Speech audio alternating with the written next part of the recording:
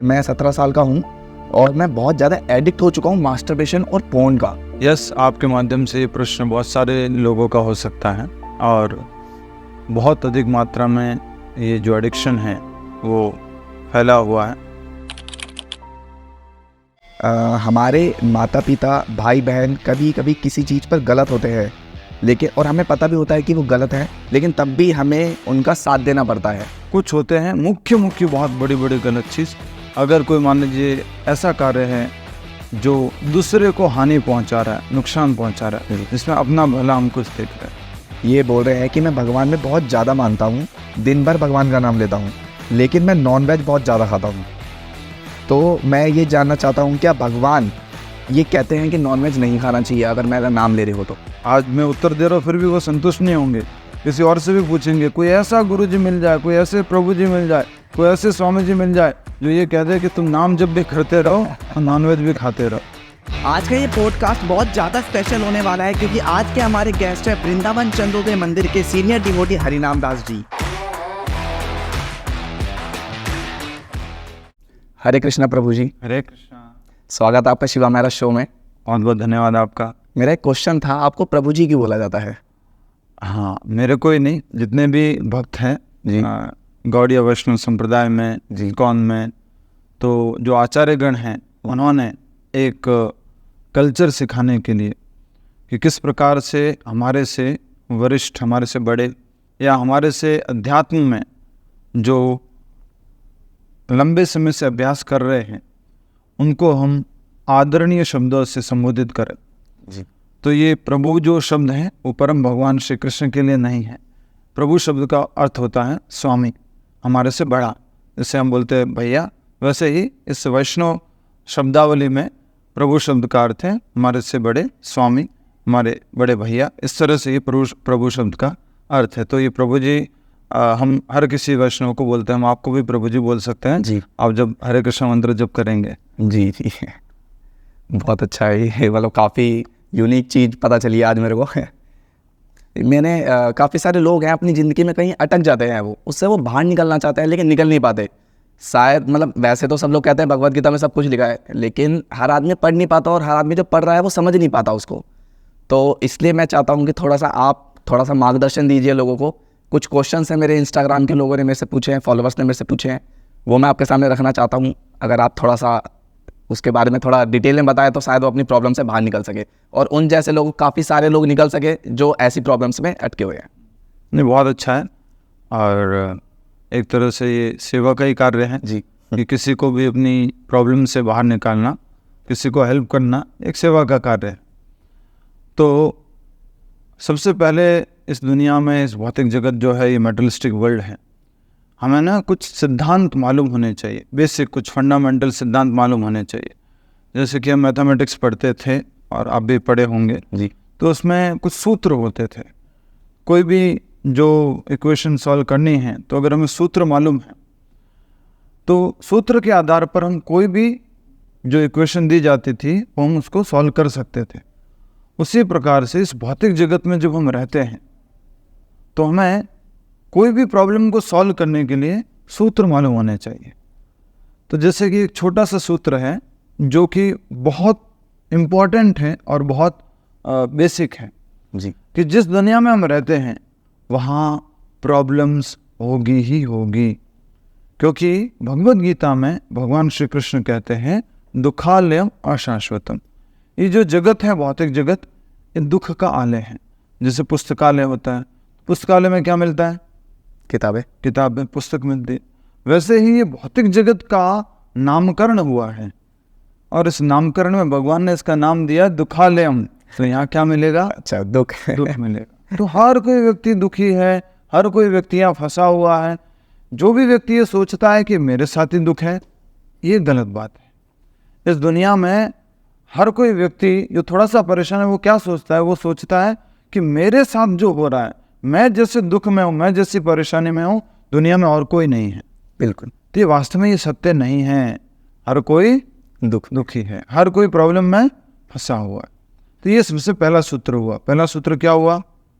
कि हर आदमी दुख में फंसा हुआ है। दुखों में फंसा हुआ। ये जगत क्या है? जगत दुखा ले। तो इस पहला सूत्र है, मालूम होना चाहिए यस यहाँ पे हमेशा कोई परफेक्ट सिचुएशन नहीं मिलने वाली है, हमेशा खुश नहीं रहने वाला है। बड़े से बड़े व्यक्ति, अमीर से अमीर व्यक्ति, हर कोई हमेशा खुश नहीं रह सकता, ये जगत का सिद्धांत है। इसलिए पहला सूत्र हमें मालूम हुआ। दूसरा सूत्र, जब भी कोई प्रॉब्लम आए तो दूसरा सूत्र भगवान ने भगवद गीता में बोला है, वो ये है, मात्रा स्पर्शास्त कौन्तेय शीतोष्ण सुख दुखदा आगमा पाइनो नित्यास ताम तितिक्षस्व भारत। हे अर्जुन, भगवान कह रहे हैं कि जो जीवन में सुख दुख आता है वो उसी प्रकार से है जिस प्रकार से सर्दी की ऋतु आती है, फिर उसके बाद गर्मी की ऋतु आती है, फिर वर्षा की ऋतु आती है, उसी प्रकार जीवन में सुख आता है और दुख आता है। प्रॉब्लम आती है और प्रॉब्लम फिर चली जाती है, कहीं फंसते हैं और फिर हम बाहर निकल जाते हैं। तो ये भी एक बहुत इम्पोर्टेंट सूत्र है कि हमेशा हमें ऐसा नहीं सोचना चाहिए कि हम हमेशा ही इसी प्रॉब्लम में फंसे रहेंगे, ऐसा नहीं होता है। हम उस प्रॉब्लम से ज़रूर पार निकलेंगे। ऐसा कहा जाता है कि अगर सिक्का जो है उसका ये पहलू आपको दिख रहा है तो उसका दूसरा पहलू भी है। अगर आप दुख के पहलू की तरफ हो तो एक दिन आप सुख के पहलू की तरफ भी आओगे।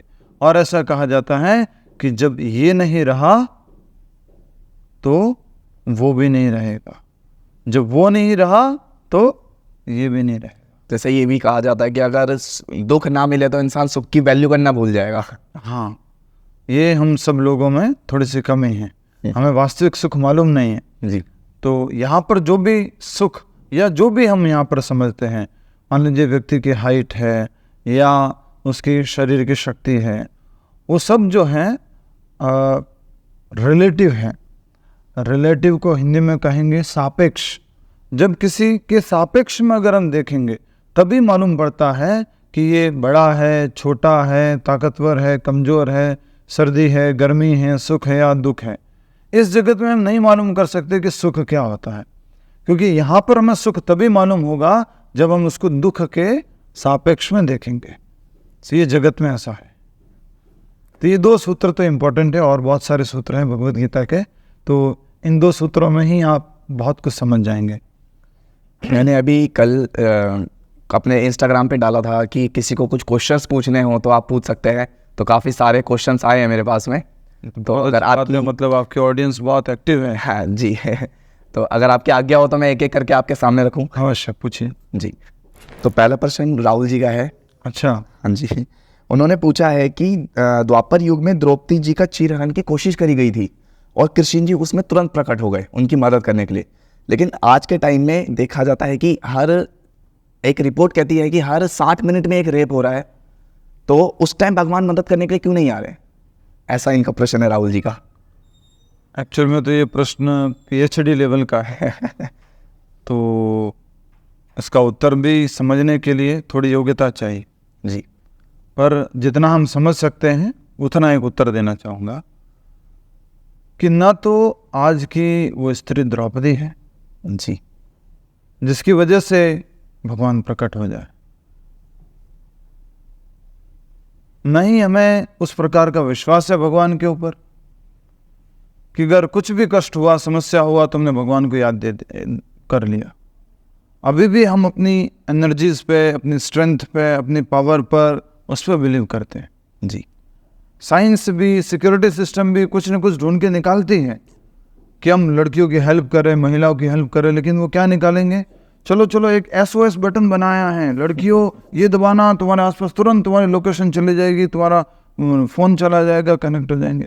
ये थोड़ा ना बताते कि हरे कृष्ण महामंत्र जप करना, नरसिंह भगवान को याद करना। बचपन से वो ट्रेनिंग है नहीं। इस कारण से सबसे पहला और सरल कारण इस प्लेटफॉर्म पर जो हम समझा सकते हैं जितना, वो ये है कि आजकल की महिलाएं, आजकल के बच्चे उस तरह से ट्रेन नहीं हैं, बच्चियाँ उस तरह से ट्रेन नहीं हैं कि वो हर समय भगवान को याद करते हो। या द्रौपदी से हम तुलना कर रहे हैं तो द्रौपदी जैसे हम भक्त हो। अगर द्रौपदी जैसी सुरक्षा चाहिए, द्रौपदी जितनी साड़ी प्राप्त किए थे भगवान श्री कृष्ण से, उतनी हमें अगर साड़ी चाहिए, मदद चाहिए, तो द्रौपदी जैसी भक्ति भी करनी चाहिए जी। और द्रौपदी को भी भगवान ने तुरंत मदद नहीं की थी जी। द्रौपदी ने भी शुरुआत में सोचा मैं क्षत्रियों की पत्नी हूँ, तो उसने अपना बल उपयोग किया कि मैं अपने बल से अपनी साड़ी को रोक लूँगी। फिर उसने सोचा अपने बल से तो नहीं रोक पा रही हूँ, मैं अपने दांतों की शरण लेती हूँ, मैं दांतों में साड़ी को बीच देती हूँ। उन दांतों में बीच लिया और इस तरह से कोशिश करी कि साड़ी ना खींचे।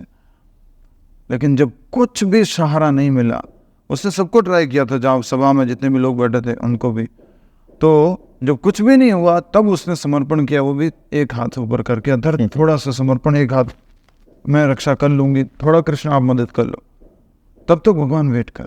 और जब पूरी तरह से उसने भगवान को सरेंडर कर दिया कि हे गोविंद, हे केशव, हे द्वारिकाधीश, अब मेरे से मेरी रक्षा नहीं हो सकती है, आप ही रक्षक हो, मैं आपको पूरा समर्पण करती हूँ, तब भगवान ने उनको अनलिमिटेड साड़ी सप्लाई की थी। तो इस प्रकार से हम इस सरल रूप में इन बातों को समझना चाहिए। बाकी यस, डिटेल में और आंसर्स हैं, लेकिन इस प्लेटफॉर्म के लिए हम इतना और बेसिक ही समझें। वैसे इस एक ही क्वेश्चन से दो आंसर मिल गए। इससे ये बता दिया कि हाथ ऊपर क्यों करा जाता है, ताकि मतलब दोनों हाथ से समर्पण कर दिया जाए। पुलिस आती है तो चोर क्या करते हैं, हैंड्स अप, समर्पण। हम सब चोर हैं, भगवान की चीज़ों को लेकर के बैठे हैं, ये भी मेरा, ये भी मेरा, ये भी मेरा। बिल्कुल बिल्कुल सब कुछ भगवान का। हम कहाँ से कुछ लेके आए थे, पैदा हुए थे तब कुछ लेके आए थे। सही। जो भी अपने पेरेंट्स के पास है या दादाओं के पास है, परदादाओं के पास है, वो भी कहीं से कुछ लेके आए थे क्या? जी, कुछ भी कोई लेके नहीं आता है, सब कुछ भगवान की सृष्टि है, सब यहीं छोड़ के एक जाए। तरीके से रेंट है जो थोड़ी देर के लिए हमारे पास में है, फिर शायद किसी और के साथ पास हो जाएगा। बहुत अच्छा। ये सेकंड क्वेश्चन है, लेकिन इसमें जिसने पूछा है उसने नाम डिस्क्लोज करने से मना कर दिया, क्योंकि ये थोड़ा क्वेश्चन ही थोड़ा अटपटा है, लेकिन रियल है, जो आज की जनरेशन के साथ में हो रहा है, और जिस पर उनके फैमिली वाले भी ध्यान नहीं दे रहे, माँ बाप भी ध्यान नहीं दे रहे, और इस पर देना चाहिए मेरे हिसाब से भी।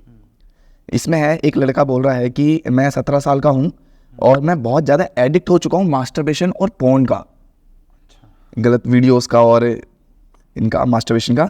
तो मैं मानता हूँ कि ये गलत है, इससे छोड़ना भी चाहता हूँ, लेकिन इतना एडिक्ट हो चुका हूँ कि मैं छोड़ नहीं पाता।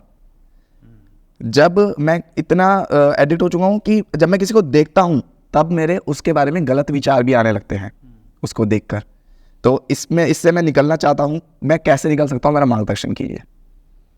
बहुत बढ़िया, और अच्छा है कि आइडेंटिटी डिस्क्लोज नहीं की।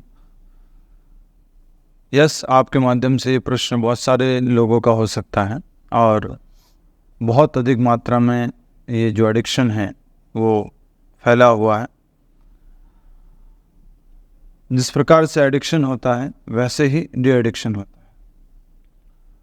एडिक्शन में शुरुआत में हम खुद से करते हैं, एक बार हमने खुद से किया, जानबूझ के किया, जानबूझ के देखा, फिर देखा, फिर देखा, तो उस कारण से धीरे धीरे वो आदत बन जाती है। अब इस आदत को निकालना है, जीवन से बाहर करना है, हमें मालूम है खराब है, गलत है, हमारे जीवन को बहुत नुकसान कर रही है, तो हमें जस्ट उसका विपरीत करना होगा। और एक बात और बीच में हमें ध्यान रखनी होगी, क्योंकि उन व्यक्ति से पूछ रहे हो जो भगवद गीता आदि पढ़ते हैं। जी हर कोई व्यक्ति अलग अलग गुणों के साथ पैदा हुआ है, सत्वगुण, रजोगुण और तमोगुण। हर कोई व्यक्ति में अलग अलग ये 3 गुण की मात्रा है। किसी में सत्वगुण ज़्यादा है, किसी में रजोगुण ज़्यादा है, किसी में तमोगुण ज़्यादा है। जी। तो जो तमोगुणी होता है वो इस प्रकार से अधिक कामी होता है, अधिक भोगी होता है। वो कितना भी कोशिश करता है दूर रहने की, लेकिन बार बार उसके गुण उसको वहीं खींच के लेके जाते हैं। पर भगवद गीता में भगवान कहते हैं कि तुम इन तीनों गुणों से भी ऊपर उठ सकते हो, तुम इन आदतों से पूरी तरह से मुक्त हो सकते हो। तो इस कलयुग में पहले तो एक प्रैक्टिकल और एक मटेरियल तरीका है, वो ये है कि आप हमेशा हमेशा और हमेशा अपने आप को व्यस्त रखो। ये बहुत इम्पोर्टेंट है। ये मतलब प्रैक्टिस है ये, या फिर मतलब ये ही करना है? आप अपने आप को व्यस्त रखो, चाहे आप स्टूडेंट हो, पढ़ाई से रिलेटेड, और कुछ आउटडोर गेम्स में अपने आप को बिजी रखो। आप कोई वर्किंग प्रोफेशनल हो तो अपने काम में ज़्यादा फोकस करो, और फ्री मत रहो, काम लेते रहो, असाइनमेंट लेते रहो, अपने कंफर्ट जोन से बाहर निकलो और सीखो। फ्री रहोगे तो गड़बड़ होगा। हमारे यहाँ पर भी एक एम्प्लॉय काम करता है, वो वो भी डिज़ाइनिंग में है, आपके वीडियोस वगैरह एडिटिंग करता है और वो ग्राफिक्स वगैरह करता है, उसको नया सीखने की कुछ है ही नहीं। काम आया तो बैठ के कर लूँगा, नहीं आया तो दिन भर मोबाइल पे बैठा रहता है। जी। तो ऐसे व्यक्ति का नुकसान होना पक्का है। तो कहने का अर्थ है, अगर आप एंगेज्ड रहोगे, बिजी रहोगे, तो ये जो गलत आदत बता रहे हैं ये व्यक्ति, उन गलत आदत से अपने आप को बचा लोगे बहुत हद तक। ये हो गया material solution for material problem. अब इसका आध्यात्मिक सॉल्यूशन ये है कि आप अधिक से अधिक अच्छे लोगों की संगति करो, जो भगवान के भक्त हैं, जो अच्छे विल पावर वाले हैं, जो मटेरियली भी सक्सेसफुल लोग हैं, उनकी संगति करो। जब आप उनकी संगति करोगे, भक्तों की संगति करोगे, तो ऑटोमेटिकली आपके अंदर शुद्धिकरण की भावना जागेगी कि मुझे शुद्ध होना है, मुझे पवित्र होना है। वैसे भी भावना जगी हुई है, वो और स्ट्रांग होगी। तो जब वो और स्ट्रांग होगी, तब उनको धीरे धीरे धीरे धीरे भक्तों की संगति में आने के कारण जो ये रजोगुण था, जो ये तमोगुण था, वो किस में बदल जाएगा? धीरे धीरे सत्वगुण। तो जब आप सत्वगुण में आना बहुत जरूरी है। अब सत्वगुण के लिए फिर बहुत सारी चीजें हैं, संगति उसमें सबसे पावरफुल है। आप अगर भक्तों की संगति में आ गए, सात्विक लोगों की संगति में आ गए, भक्त मतलब नहीं ऐसे कपड़े पहने हुआ, ऐसे वाला भी, और माला जप करने वाला, जी। भगवान का नाम जप करने वाला, और घर पे रह के भगवत गीता का, भागवत का अभ्यास करने वाला भी भक्त होता है। तो अगर आप कैसे भी करके भगवान के भक्तों की संगति में आ गए, तो ऑटोमेटिकली आपका भगवत गीता अध्ययन शुरू हो जाएगा, आपका सुबह जल्दी उठना शुरू हो जाएगा, रात को टाइम पे सोना शुरू हो जाएगा, पूरे दिन व्यस्त रहना शुरू हो जाएगा। ऑटोमेटिकली आपका भोजन जो है वो तामसिक से सात्विक में बदल जाएगा।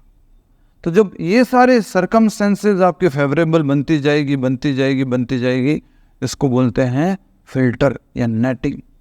तो बाद में जब ये माया के अलग अलग अटैक्स होंगे, तो अगर आपकी ढाल, आपके नेट बहुत मजबूत है, आपकी विल पावर बहुत स्ट्रांग हो चुकी है, तो आप उससे अपने आप को धीरे धीरे बचाएंगे। तो यस, इस second solution the main solution है, और इसको हमें जीवन में अप्लाई करना है। हरे कृष्ण महामंत्र का अगर जप करेंगे, तुम्हारा हृदय धीरे धीरे धीरे धीरे धीरे शुद्ध होगा, और शुद्ध होने के बाद में ये इच्छाएं हमारे मन में नहीं आएगी। तो मतलब ऐसे पेरेंट्स को क्या करना चाहिए? मतलब ये रियलिटी है, वैसे पेरेंट्स आजकल के इन चीज़ों के बारे में बच्चों को नहीं बताते, जो कि मेरे हिसाब से भी बताना चाहिए कि क्या करने से ज़्यादा इम्पोर्टेंट भी शायद आजकल ये हो चुका है कि क्या नहीं करना है। यस। तो आजकल कहीं ना कहीं कि मेरा बच्चा बुरा ना मान जाए, बच्चे को कुछ ऐसा ना लगे कि पेरेंट्स अलग ना डांट रहे हैं, ध्यान नहीं देते। ऐसे कौन से पेरेंट्स होते हैं, जैसे आजकल स्कूलों में हो गया, बड़ी बड़ी स्कूलों में टीचर उनको हाथ नहीं लगा सकते, टीचर उनको थप्पड़ नहीं मार सकते, टीचर उनको कुछ बुरा भला बोल भी नहीं सकते। तो उसी तरह से पेरेंट्स का भी हो गया, और उस कारण से धीरे धीरे उनका एक्सपोजर सब चीज़ों से होता गया बच्चों का, और वो सोचते थे कोई बात नहीं, सीख लेगा, कोई बात नहीं, बड़ा होगा तब सीखेगा, कोई बात नहीं, बड़ा होगा तब सीखेगा। बड़ा होके नहीं सीखता है, सीखने की कुछ उम्र होती है, उस समय में ही सीखना होता है। जो सूत्र होते हैं, जो प्रिंसिपल होते हैं, वो पहले ही सीखने होते हैं। ऐसा हो सकता है कि बिल्डिंग खड़ी कर दी, उसके बाद अरे यार फाउंडेशन नहीं बनाई, नींव तो खोदी नहीं, अभी ऐसा करते पहले नींव खोद देते, फिर उसको थोड़ा नीचे कर लेंगे। ऐसे हो सकता है? नहीं हो सकता। नहीं हो सकता। तो ये कुछ समय होता है, उस समय में ही होना होता है। और जो आपने एक बहुत अच्छी बात पूछी थी, वो ये थी कि हम किसी को भी देखता हूँ तो मन में उसको गलत दृष्टि आती है उसके पीछे, उसके ये इसमें मीडिया का, बॉलीवुड का, हॉलीवुड का, और ये अलग अलग प्रकार के मीडिया का बहुत बड़ा रोल है। जो विपरीत लिंग है उसको भोग का माध्यम दिखाया जाता है। ये तो भोग के लिए है, ये तो भोग के लिए, ये तो भोग के लिए। इसी कारण से जो आपने पहला प्रश्न भी पूछा था, उसमें भी यही था कि हर कोई व्यक्ति में ये दृष्टि आ गई है कि स्त्री मेरे भोग के लिए बनी, ये भी स्त्री, ये भी स्त्री, कोई भी दिखता है उसके मन में यही जागता है कि सबको मैं भोगूं। ये मनीषा जी का प्रश्न है, तीसरा प्रश्न है ये। हमारे माता पिता, भाई बहन कभी कभी किसी चीज़ पर गलत होते हैं, लेकिन और हमें पता भी होता है कि वो गलत है, लेकिन तब भी हमें उनका साथ देना पड़ता है क्योंकि वो हमारे रिलेटिव है। तो क्या भगवान हमारी इस बात से नाराज़ होते हैं? ये भी रिलेटिव है, और रिलेटिव का ये प्रश्न है, प्रश्न भी रिलेटिव प्रश्न भी पूरा सापेक्ष है। तो पहले तो डिपेंड करता है कि आपके भाई है वो आपसे बड़े हैं कि उनकी बात अगर आपको माननी पड़ती है, अगर वो कोई गलत काम कर रहे तो उसमें आपको मदद करनी होती है, आप मना नहीं कर सकते। तो ये निर्भर करता है कि वो बड़े हैं छोटे हैं, और सबसे मुख्य बात ये है कि वो कैसा काम कर रहे हैं। गलत काम आप किसको कह रहे हो? अगर कोई गलत काम किसी सिद्धांत को तोड़ रहा है जो हमारे धर्म विरुद्ध है, शास्त्र विरुद्ध है, और ऐसा कुछ कार्य कर रहे हैं उसमें मदद करना हो रहा है, तो आपको मदद नहीं करनी चाहिए। फिर उसको आपको किसी भी प्रकार का अपना एक ऑब्लिगेशन समझते हुए कि नहीं भाई है हम तो करना ही चाहिए, नहीं, फिर आपको करने की आवश्यकता नहीं। जैसे हम किस चीज़ को कह सकते हैं कि ये गलत है और किस चीज़ को हम कह सकते हैं कि ये सही है? यस, तो कुछ होते हैं मुख्य बहुत बड़ी गलत चीज़। अगर कोई मान लीजिए ऐसा कार्य है जो दूसरे को हानि पहुंचा रहा है, नुकसान पहुंचा रहा है, जिसमें अपना भला हम कुछ देख रहे हैं, तो ये एक बहुत बड़ा गलत कार्य है और हम उसको सहयोग कर रहे हैं। अच्छा भैया को हेल्प कर देते हैं, और वो भैया भी हैं तो क्या कर सकते हैं, मना नहीं कर सकते, आपसे झूठ बुलवा रहे हैं, कुछ बोल रहे हैं। तो इस प्रकार से हमें ऐसे कार्यों में नहीं पड़ना चाहिए जिसमें किसी न किसी व्यक्ति का नुकसान हो रहा हो, चाहे वो आपके माता पिता हो, आपके भाई हो, या और भी कोई हो जिसका आपको ज़बरदस्ती साथ देना पड़ रहा है। वैसे आप खुद ही कह रहे हैं कि हमारा मन नहीं होता तो भी साथ देना पड़ रहा है। अब थोड़ा बहुत कुछ इधर उधर बात हो गई, उसको आप अगर बड़ा सा बात बना करके बोल रहे हो कि तो गलत काम हो गया। भैया ने जो है मम्मी से बिना पूछे जो है 4 चपाती खा ली और मुझे भी बोला कि तू बोल देना कि भैया ने 2 ही खाई है, तो ये कोई गलत नहीं है। इसमें आपका कुछ प्रिंसिपल नहीं टूट रहा है। तो ऐसे कुछ कार्य में ठीक है, अगर हेल्प कर ली, उनको भूख लगी थी, आपने कुछ सेक्रीफाइस किया, चलता है। ये चौथा क्वेश्चन है दिग्विजय जी का। ये बोल रहे हैं कि मैं भगवान में बहुत ज़्यादा मानता हूँ, दिन भर भगवान का नाम लेता हूँ, लेकिन मैं नॉनवेज बहुत ज़्यादा खाता हूँ। तो मैं ये जानना चाहता हूँ क्या भगवान ये कहते हैं कि नॉनवेज नहीं खाना चाहिए अगर मेरा नाम ले रहे हो तो? जी हाँ, भगवान कहते हैं नॉनवेज नहीं खाना चाहिए। आप कहीं ना कहीं अपने मन को संतुष्ट करने के लिए किसी न किसी शास्त्र का सहारा लेकर के ये उत्तर सुनना चाह रहे हैं, चाहे वो मेरे माध्यम से हो।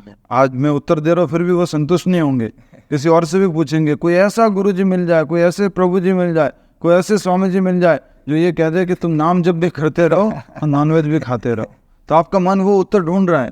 मत ढूंढो उस उत्तर को। उत्तर यही है कि भगवान कहते हैं नॉनवेज नहीं खाना है।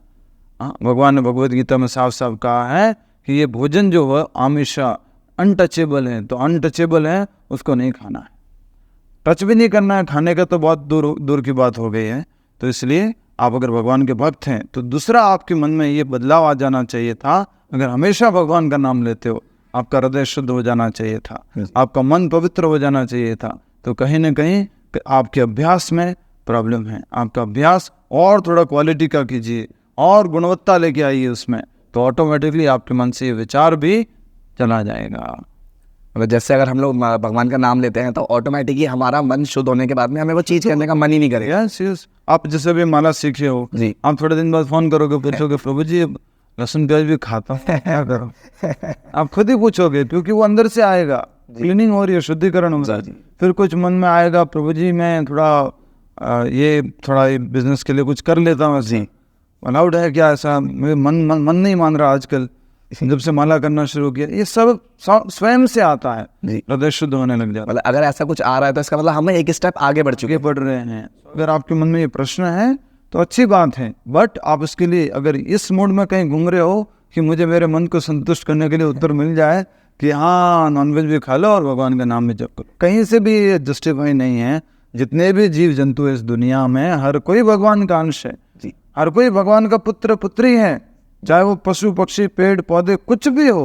और अगर आप उसको मार के खा रहे हो और आप कह रहे हो भगवान का नाम ले रहे हो, आपको भगवान कैसे खुश होगा? बिल्कुल, उनके ही किसी अंश को आप मार करके खा रहे हो। तो ये कहीं पर भी सत्यापित नहीं हो सकता है कि हम नाम जप भी करते रहें और नॉनवेज भी खाते रहें।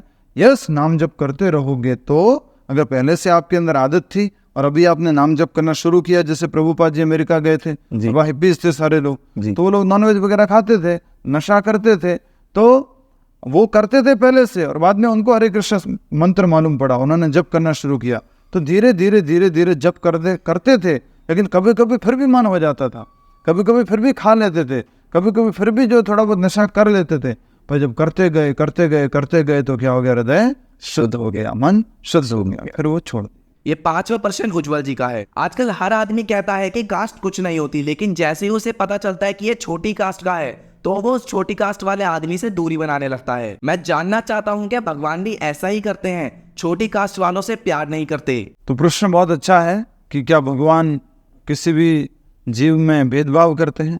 भगवान ने भगवद गीता में भी साफ साफ कहा है, न मैं द्वेष्योस्ति न मैं प्रिय, न तो मैं किसी से द्वेष करता हूँ न मैं किसी को अधिक प्रेम करता हूँ। मेरे लिए सामान्यतया सब जीव समान हैं, ये भगवान भगवद गीता में कहते हैं।